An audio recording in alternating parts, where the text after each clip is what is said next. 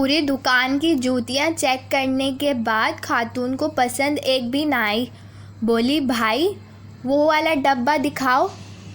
दुकानदार ने हाथ जोड़ते हुए कहा, ओ बाजी माफ़ कर दो, वो मेरा लंच बॉक्स है। अगर आपको पता नहीं चल रहा कि आपकी ज़िंदगी में क्या चल रहा है तो अपने रिश्तेदारों से पूछ लें, उन्हें सब पता होगा।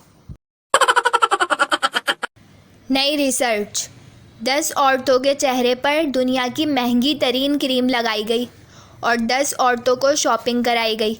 नतीजा, शॉपिंग वाले चेहरे ज़्यादा चमक रहे थे।